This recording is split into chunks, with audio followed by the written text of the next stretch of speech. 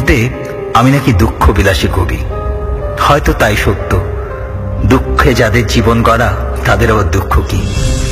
আজ তোমাকে খুব বেশি মনে পড়ছে সেই দুরন্ত শৈশব।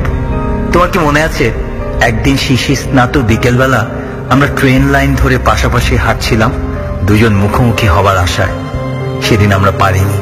সেটা আসলে হয় না ডাক্তার। ট্রেন লাইন এভাবেই তৈরি, এক প্রান্ত অপর প্রান্তকে স্পর্শ করার জন্য না। আজ বুঝি সেদিন আমরা অনেক কিছুই ভুল করতাম। তোমার মনে আছে সেদিন তুমি স্বাস্থ্যের রোগী আর আমি ডাক্তার। স্যান্ডেলের ছেঁড়া ফিতার দুই প্রান্ত কানে দিয়ে অপর প্রান্তে সুতা বেঁধে তোমার বুকের হৃদয় স্পন্দন অনুভব করতাম। সেই খেলনা স্ট্যাথোস্কোপ, তোমার বুকের শব্দ শুনতাম ডাক্তার, কিন্তু অর্থ বুঝতাম না। আজও বুঝি না। আজ তুমি সত্যি ডাক্তার সেজে সহস্র রোগীর হৃদয় স্পন্দন নিয়ে ব্যস্ত, আর আমি ব্যস্ত নিজের দেহের ক্যান্সার থেকে পড়া রক্ত মোছায়।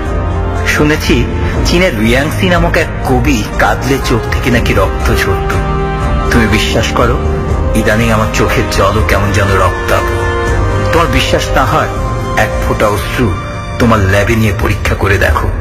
1000 বছরের জমানো ব্যথার গুমরানো রক্তাক্ত ক্ষার তুমি পাবে।